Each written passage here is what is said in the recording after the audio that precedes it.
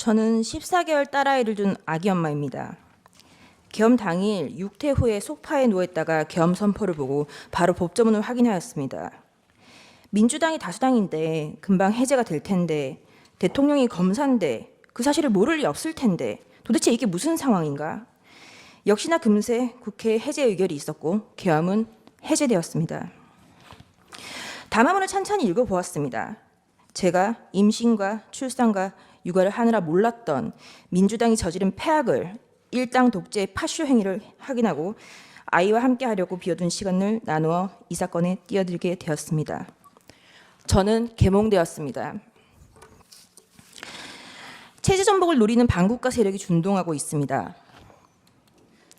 약 4개월 전 선고된 민주노총 간첩 사건에서 최근 우리 사회의 모든 갈등이 간첩들의 지령에 의하여 일어났다는 사실을 확인할 수 있었습니다. 그 대표적인 것이 후쿠시마 원전 오염수 괴담입니다. 한반도와 주변 나라들에 대한 핵테러 행위, 전 인류에 대한 대학살 만행을 폭로 단지하는 기사들을 집중 게재하게 하라. 민주당의 플랜카드입니다. 인류를 향한 핵테러 시도를 당장 중단하라. 간첩 지령과 비슷한 단어입니다. 후쿠시마 오염 괴담이 사실이 아니라는 것을 밝히는데 1조 6천억 원이 소요되었습니다.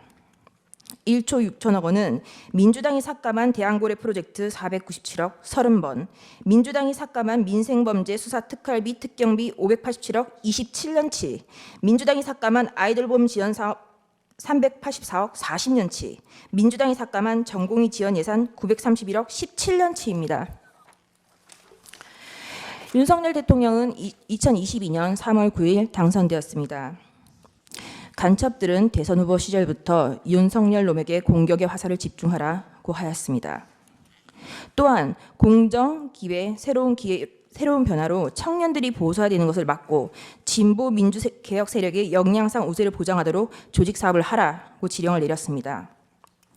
또한 윤석열이 한미동맹 우선을 전면에 내걸고 반북 대결 정책을 추구할 것이니 집권 초기부터 윤석열 패거리들을 조직적으로 공세 전개하라.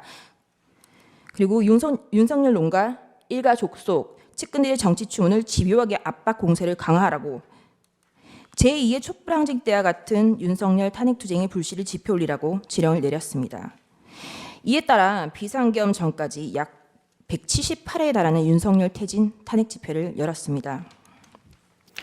이 사건 계엄을 내란죄로 고발한 자는 민주노총 위원장이었습니다. 그리고 2025년 2월 21일 며칠 전 이재명은 민주노총을 찾아가 민주노총은 탄핵 사태 때 가장 큰 역할을 하였다고 감사 인사를 하였습니다. 간첩들은 국회 진입에도 적극 개입하였습니다. 진보당과 연대하라. 정의당의 당 지도부를 장악하도록 밀어주라. 한편 문재인 정부는 박근혜 정부의 계엄 문건을 친위 쿠데타로 몰아 2018년 기무사령부를 해체하였습니다. 104일 동안 200여 명을 조사했지만 내란 음모는 전원 무혐의 종결 처리되었습니다. 민주당이 지금 하고 있는 내란몰이를 예행 연습해 두었던 것입니다. 나라를 위하여 헌신해왔던 군인들에게 모욕과 고초를, 간첩을 잡는 방첩 사업 업무를 질적 저하를 야기시켰습니다. 또한 문재인 정부는 박지원 전 국정원장은 2020년 국정원의 대공수사권을 폐지하였습니다. 민주당은 자신들에게 국민이 부여한 대정부 견제권이라는 것을 앞세워 지금까지 총 29차례의 탄핵을 발의하였습니다. 계엄 전까지 22차례, 계엄 이후 22일 동안 7차례, 수사 방해를 위하여 검사에 대한 14차례, 언론 장악을 위하여 방송통신위원장 등의 6차례의 탄핵을 발의하였습니다. 지금까지 단 한 차례의 인용은 없었습니다. 이상민 전 행안부 장관은 헌정 사상 최초로 탄핵된 국무위원입니다. 이태원 참사가 일어나자 간첩은 민주노총에 지령을 내렸습니다. 이태원 참사 희생자 추모 시민 촛불 집회를 개최하여 윤석열 퇴진 함성이 서울 시내를 흔들게 하라. 박근혜 년의 탄핵을 이끌어낸 2014년에 세월호 참사 진상규명 투쟁과 같은 정세 국면을 조성하라. 북한이 지시를 내린 구호는 국민이 죽어간다. 이게 나라냐. 퇴진이 추모이다. 입니다. 그 구호는 실제 사용되었습니다.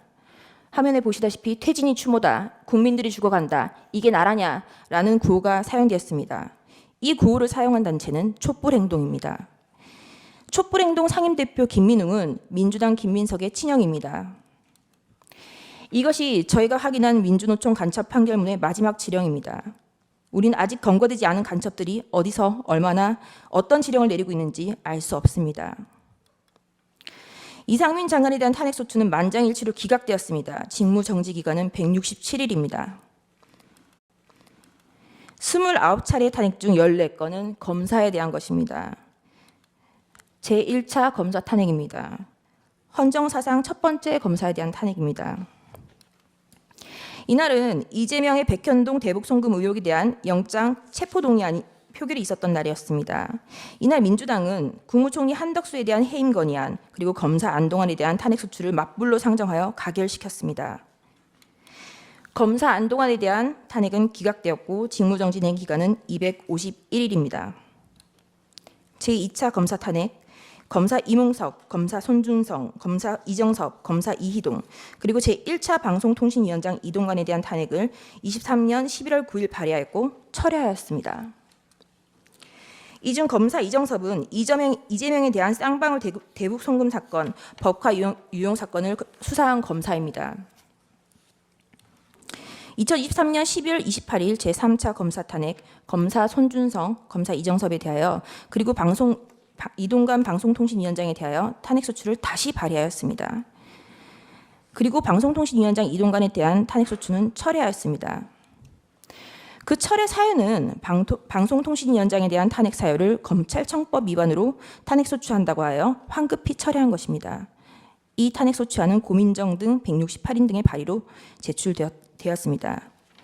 민주당의 탄핵소추권은 이와 같이 사용되었습니다. 최소한 탄핵소추안을 쓰는 성의조차 없었던 것입니다.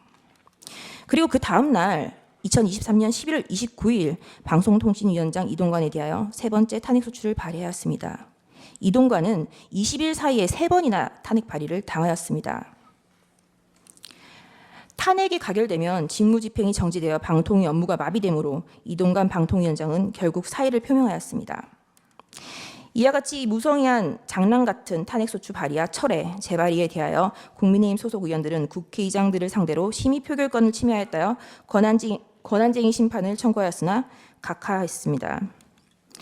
결국 검사 손준성과 검사 이정섭에 대한 탄핵소추는 가결되었고 검사 이정섭에 대한 탄핵소추는 탄핵 사유 대다수가 직무와 무관, 특정되지 않아 전원일치 기각 결정이 내려졌습니다.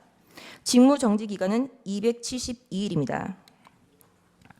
제4차 방송통신위원장 탄핵 2024년 6월 27일 방송통신위원장 김홍일 탄핵소추 발의되자 자진 사퇴하였습니다. 제4차 검사 탄핵 2024년 7월 2일 검사 박상용, 검사 강백신, 검사 엄희준, 검사 김영철에 대하여 탄핵소추 발의가 있었습니다. 검사 강백신은 이재명에 대한 대장동, 백현동 사건을 수사한 검사입니다. 검사 엄희준은 이재명에 대한 대장동, 백현동 사건을 수사하고 이재명에 대한 구속영장 청구를 한 검사입니다. 검사 김영철은 민주당 전당대회 돈봉투 사건을 수사한 검사입니다. 검사 박상용은 쌍방울 대북 송금 사건의 수사검사입니다. 검사 박상용의 탄핵소추 사유입니다. 민원인 대기실 바닥에 설사를 하고 벽에 대변을 발랐다. 이화영에 대하여 이 보이는 영상 녹화실에서 연어회와 종이컵에 소주를 따라주고 진술을 회유하였다. 이재명에 대한 대북 송금이 표적 수사라는 것, 그리고 그것이 탄핵소추 사유였습니다. 당연히 이화영의 주장은 항소심에서 모두 배척되었습니다. 2024년 7월 25일 제5차 방송통신위원장 직무대리 이상인에 대한 탄핵소추가 발의되었고 다음 날 사의를 표명하였습니다.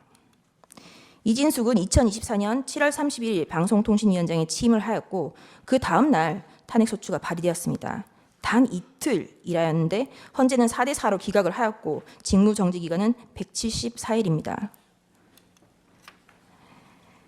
문재인 정권의 사드 고위 지원 및 2급 비밀을 중국에 유출한 간첩 행위를 감사하는 것을 표적 감사라고 민주당은 비난을 하였습니다. 그러다가 2024년 12월 2일 독립된 헌법기관인 감사원장에 대한 탄핵을 발의하였습니다. 그리고 같은 날 검사 최재훈, 검사 이창수, 검사 조상원에 대하여 탄핵소추를 발의하였습니다.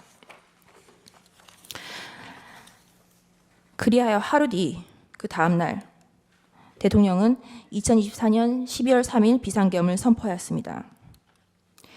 반국가 세력의 사회 장악, 민주당의 언론 장악 시도, 입법 폭거, 사법 업무의 마비, 삼권 분립 원칙의 울각, 헌법기관인 감사원의 독립성까지 좌지우지하려는 일당 독재 파쇼행이 대하여 국민들에게 현재의 상황을 알리기 위한 대국민 호소의 계엄을 선포하였습니다.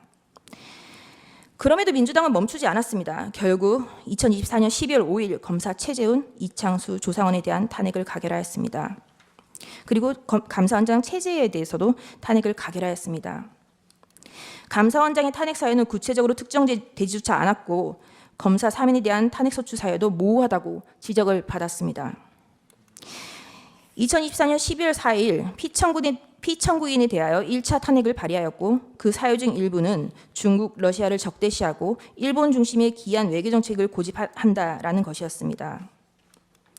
2024년 12월 7일 4시간이 넘게 기다렸으나 정족수가 미달되었고 민주당은 계속하여 이상민 행안부 장관, 박성재 법무부 장관, 김영현 국방부 장관, 조지호 경찰청장에 대하여 탄핵 소추를 발의, 결국 이상민 장관은 사임하였습니다.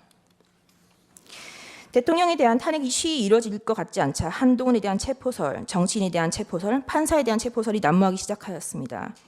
2024년 12월 12일 대통령에 대한 두 번째 탄핵 소추가 발의되었습니다.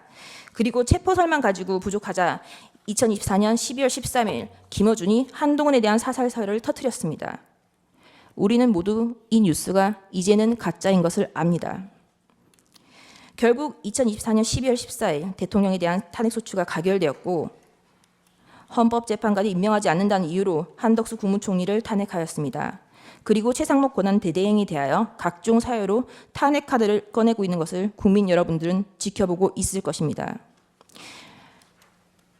부끄러움을 모르는 자들은 민주당 노종면 원내대변인은 2024년 12월 23일 국무위원 총 16명 중 5명만 더 탄핵하면 국무회의 의결을 못하니 법안이 자동으로 발효된다라는 발언을 하기도 하였습니다. 또한 민주당은 2025년 2월 20일 헌법재판관의 후임자가 임명되지 못하는 경우 기존 재판관의 임기를 자동으로 연장하는 내용의 법안을 발의하였습니다. 헌법재판관의 임기는 6년으로 헌법 제112조 제1항에 명시적으로 규정하고 있습니다.